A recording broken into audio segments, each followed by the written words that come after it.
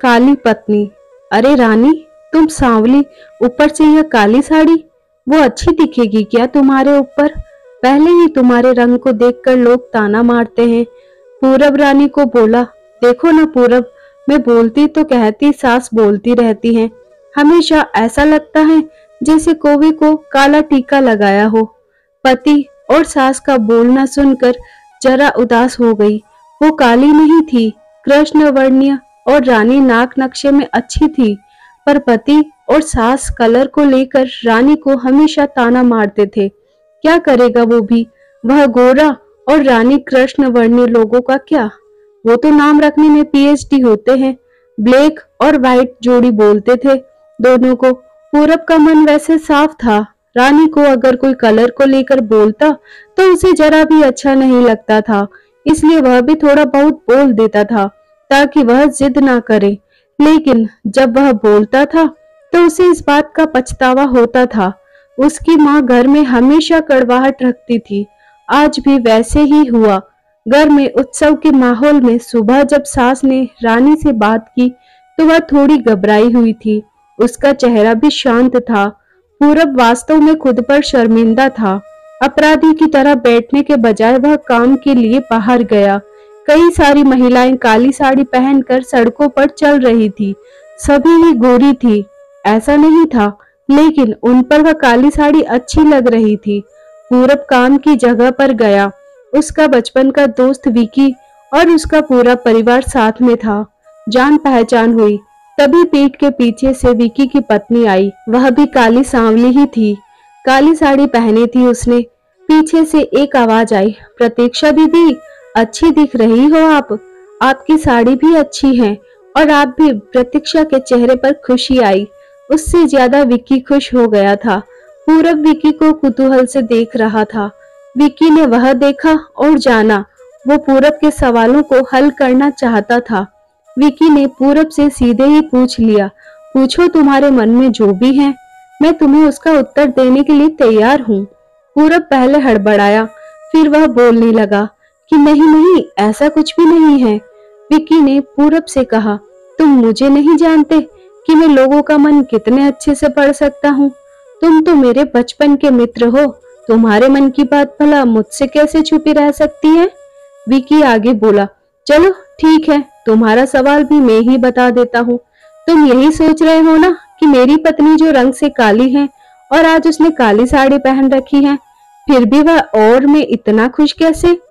पूरब सब कुछ शांति से सुन रहा था और कुछ भी बोल नहीं पा रहा था। विकी बोला, काला रंग ऐसा रंग है जिसमें दुनिया का कोई भी रंग मिला दे वह कभी नहीं बदलता, यानी कि किसी और रंग की संगत में वह अपना अस्तित्व कभी नहीं छोड़ता। इसी प्रकार प्रतीक्षा भी दिल से एकदम उस कलर की जैसी है, कभी भी रंगीन ना होने वाली लड़की है। वह अपने मर्जी से जिए, यही मुझे लगता है। मैं उसे खुश देखना चाहता हूँ। लोगों का क्या, वह तो बैठे ही हैं बुरा भला बोलने के लिए। गोरी औरत रही तो छिपकली बोलते हैं, काली होती है तो चूहा या कौवा बोलते हैं। क्या क्या नहीं बोलते लोग। ताना मारने वाले मारते रहे, हमें हमेशा खुश रहना चाहिए। वही मैं अब कर रहा हूँ।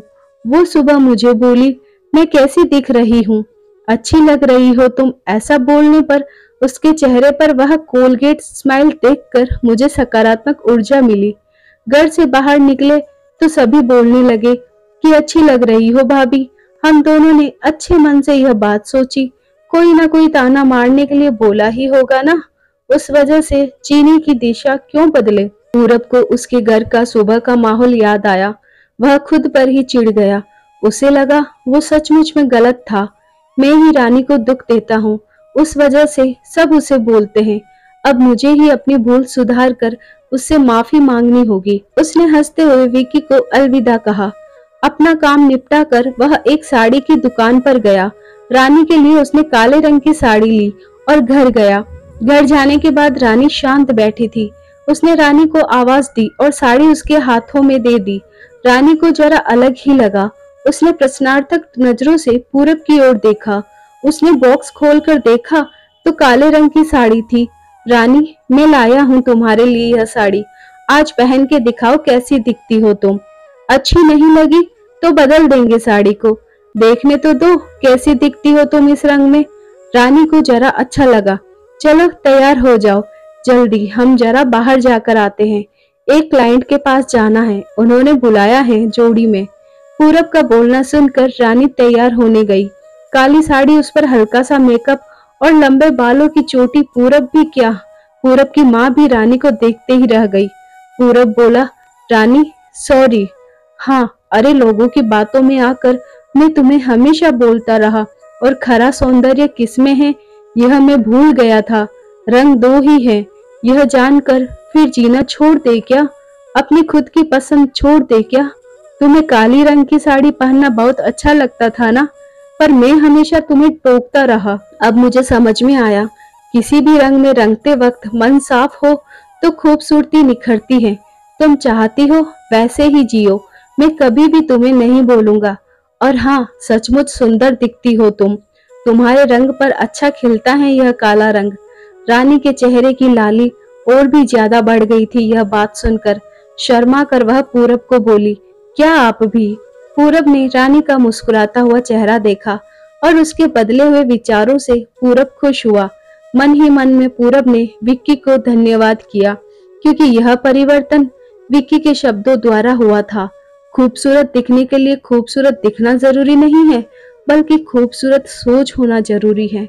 इंसान का अगर मन सुंदर है तो इससे कोई फर्क नहीं पड़ता कि वह किस रंग का हो। धन्यवाद दोस्तों, आई होप आपको हमारी ये कहानी अच्छी लगी होगी। तो जल्दी से हमारे चैनल को लाइक, शेयर और सब्सक्राइब कीजिए और बेल आइकन को प्रेस कीजिए, ताकि ऐसी ही और कहानियां देखने के लिए आपको हमारी न्यू स्टोरी का नोटिफिकेशन मिल सके। Thanks for watching.